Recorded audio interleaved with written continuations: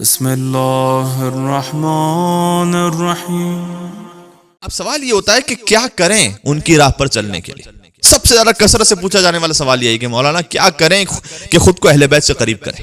ہر دوسرے تیسرے دن یہی سوال کسی نہ کسی الفاظ میں گھوم کر آ رہا ہوتا ہے، مولانا یہ بتائیے کہ کیا کریں کہ اہل بیت سے قریب ہو جائیں۔ اور جو ہم نے علماء سے اساتذہ سے سیکھا ہے، میں اپنے پورے یقین کے ساتھ آپ سے کہہ سکتا ہوں کہ سوال یہ نہیں ہونا چاہیے کہ کیا کریں، سوال یہ ہے کہ کیا نہ کریں۔ یعنی اس کی فکر کیجئے، اس کی فکر نہ کیجئے کہ کیا کرنا ہے، پہلے اس کی فکر کیجئے کہ کیا نہیں کرنا ہے۔ ہمیں سے بہت سے ایسے ہیں کہ جو بہت نیک کام کرتے ہیں اپنی زندگیوں میں، لیکن وہ باقی نہیں رہ پاتے نیک کام۔ مسئلہ یہ ہے، دیکھیں ورنہ نیک کام کتنے کیے ہیں ہم اور آپ نے۔ مثلا فرض کیجئے کہ نماز جماعت کا ثواب، آپ نے حدیث سن رکھی ہوگی کہ اگر حضور نے فرمایا کہ 10 افراد یا اس سے زیادہ نماز جماعت میں شریک ہو جائیں تو پھر اتنا ثواب ہے اس کا کہ جن و انس مل کر اس ثواب کو نہیں لکھ سکتے۔ کتنی مرتبہ اور آپ نے جماعت میں شرکت کی؟ بہت مرتبہ کی۔ کم سے کم اتنے نمازی ہوتے تھے کہ اگر 10 نمازی ہو جائیں، بلکہ 9 نمازی امام جماعت کو ملا کر، تو فرمایا کہ اتنا ثواب ہے اس کا کہ جن و انس نہیں لکھ سکتے۔ پھر حدیث میں آیا، آپ نے سن رکھا ہے بار بار، رمضان المبارک میں سانس لینا تسبیح ہے، سونا عبادت ہے، ایک آیت کو پڑھنا ختم قرآن کے برابر ہے۔ سبحان اللہ، کیا جانے۔ بھئی کتنے رمضان ہماری زندگیوں میں گزرے، کتنی مرتبہ ہم نے قرآن پڑھا ہے؟ بہت مرتبہ۔ اعمال شب قدر کی۔ تو بات سوال یہ ہے کہ پھر یہ زندگی بدل کیوں نہیں رہی؟ پھر یہ سب کہاں جا رہا ہے؟ سادہ سی بات ہے، اگر آج کی ماڈرن لینگویج میں کہوں کہ یہ اس اکاؤنٹ میں جا رہا ہے کہ جو ہیک ہوا ہے شیطان کے ہاتھوں۔ اللہ اکبر۔ آپ یہاں سے ڈپازٹ کر رہے ہیں، وہ وہاں سے ڈیبٹ کر رہا ہے، بچ کچھ نہیں رہا حساب میں، مشکل ہی ہو رہی۔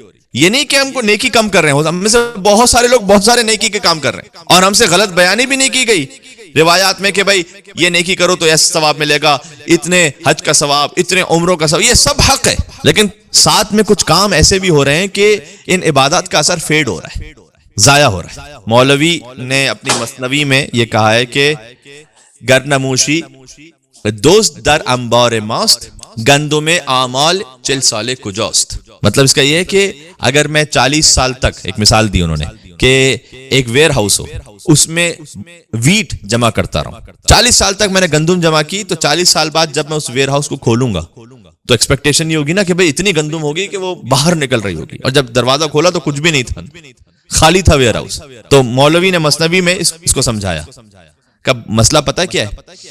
مسئلہ یہ ہے کہ ایک، پھر آگے کہتے ہیں کہ اگر وہ چوہا نہ ہو کہ جو آ کر اس گندم کو، اس انبار کو کھا رہا ہے، تو پھر گندم اعمال 40 سال کجاس، اگر ایسا نہ ہوتا تو پھر 40 سال کے اعمال ہوتے اس کے اندر نہیں ہے۔ اس کا مطلب ہے کہ کہیں پہ کوئی لوپ ہول موجود ہے۔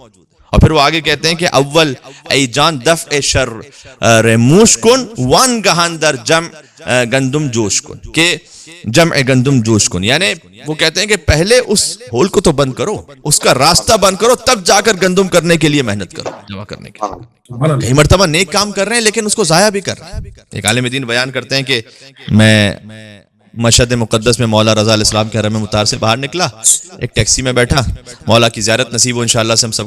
کہہ رہے میں حرم کے باہر نکلا اور ٹیکسی میں بیٹھا، تو اس کیا، کیونکہ ایران میں ٹیکسیز شیئرڈ ہوتی ہیں، تو ایک اور پیسنجر بھی بیٹھا ہوا تھا، بہت قریب ہی کہیں اس کو اترنا تھا، لیکن چونکہ مشہد کا تھا نہیں وہ، تو وہ ٹیکسی والے نے اس سے بہت زیادہ جو فیئر تھا وہ لیا۔ وہ بھی بہت جلدی میں تھا، حالانکہ سمجھ رہا تھا کہ بہت زیادہ فیئر، لیکن اس وقت گنجائش نہیں تھی، خیر بہت زیادہ کئی برابر اس نے اس سے فیئر لیا، اور ٹھیک ہے ہم آگے بڑھنے لگے۔ تو چونکہ وہ عالم دین کہتے ہیں کہ میں ابا خبا مامے میں تھا، وہ مجھے ٹیکسی ڈرائیور یہ کہتا ہے ڈرائیو کرتے کرتے کہ صاحب آج کل رزق کی بڑی تنگی ہے، اور جتنا بھی کما لو پورا نہیں ہوتا، برکت ہے نہیں۔ تو میں گیا تھا ایک عالم دین کے پاس، میں نے ان سے کہا کہ کوئی دعا بتائیں، کوئی وظیفہ بتائیں، کوئی نماز بتائیں۔ انہوں نے ایک چلہ مجھے بتایا تھا، 40 دن کا ایک عمل۔ اب وہ میں چلہ کاٹ رہا ہوں، 15-20 دن ہو گئے، کوئی فرق ہی نہیں پڑ رہا۔ آپ بتلائیے کہ کوئی دعا بتلائیے کیا کریں۔ تو عالم کہتے ہیں، میں نے اسے کہا بندے خدا، ہر چیز فقط تسبیح گھما لینے سے حل نہیں ہوگی۔ یہ ابھی جو تو نے ایک بندے مومن کے ساتھ کیا ہے، اپنے لیے ہزاروں برکتوں کے دروازوں کو بند کر لیا، فقط ذکر پڑھ لینے سے معاملہ نہیں ہوتا۔ اسی خاطر ہے کہ جب ایت اللہ بہجت سے پوچھا جاتا تھا کہ کوئی ذکر بیان کیجئے، تو وہ معمولاً جواب یہ دیتے تھے کہ سب سے اہم ذکر ذکر عملی ہے۔ کیا کہنے، سبحان اللہ، ذکر لفظی نہیں ہے، ذکر عملی ہے۔ سبحان اللہ۔ واہ یعنی سبحان اللہ سبحان اللہ. کوئی میں آپ سے اطمینان کے ساتھ کہہ رہا ہوں جو ہم نے بات کہی کہ کئی مرتبہ ہم یہ پوچھتے ہیں نا کہ ہمیں کرنا کیا ہے, ہمیں درخت یہ پوچھنا چاہیے کہ ہمیں کیا نہیں کرنا. وہ جو نہیں کرنا ہے اس سے ہم رک جائیں نا تو یقین جانیے کہ کوئی ایک مستحب کام بھی آپ نہ کیجئے, بس حرام چھوڑ دیجئے.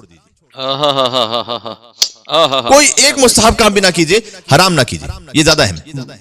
اللہ اکبر اللہ اکبر, واہ کیا کہنے قبلہ, ماشاءاللہ. یقین فرمائیے آپ چند دن یہ کام کر کے دیکھ لیجئے گا میں اور آپ کہ چاہے کوئی مستحب کام نہ کریں, صرف حرام چھوڑ دیں, چند دنوں میں در و دیوار سے برکتیں ہماری زندگیوں میں شامل ہونا شروع ہو جائیں گی. ہائے ہائے ہائے ہائے. ارے کیا کہنا ہے قبلہ.